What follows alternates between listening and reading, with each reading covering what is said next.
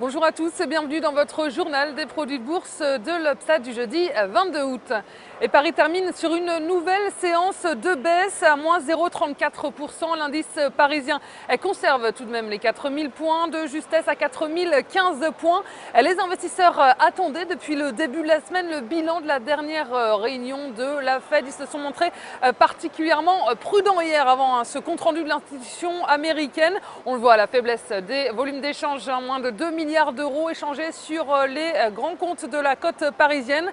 Très peu de prise de risque donc, et les valeurs bancaires ont à nouveau fait les frais de cet attentisme. Crédit Agricole, Société Générale et BNP Paribas ont perdu tous les trois donc un peu moins d'1%.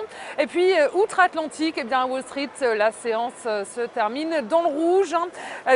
Les investisseurs s'attendaient à plus d'indications sur le calendrier de la Fed. Ça n'a pas été le cas et la déception s'est faite sentir sur la place new-yorkaise. Wall Street a accentué son recul après les annonces de la diffusion des dernières minutes de la réunion de la Banque centrale, et l'institution américaine n'a apporté aucune indication claire sur le début de la diminution de ces mesures de soutien qui portent aujourd'hui à 85 milliards de dollars par mois.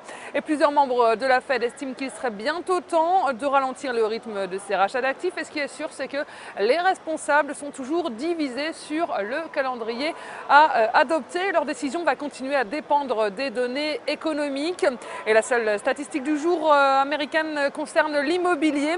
Les reventes de logements sur le mois de juillet ont augmenté de 6,5% pour atteindre donc leur plus haut niveau en 3 ans. Et du côté des devises, l'euro sous pression avec la Fed s'affiche en petite baisse face au dollar, à 1,3367. Et la valeur du jour, c'est le fabricant de pneumatiques Michelin.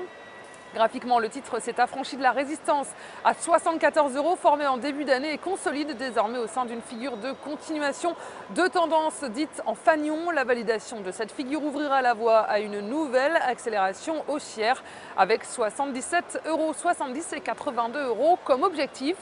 La stratégie qui vous est proposée pour jouer cette valeur, c'est l'achat du Warrant Call Michelin à 4500 cités d'Unicredit au prix d'exercice de 75 € et d'échéance au 6 décembre 2013.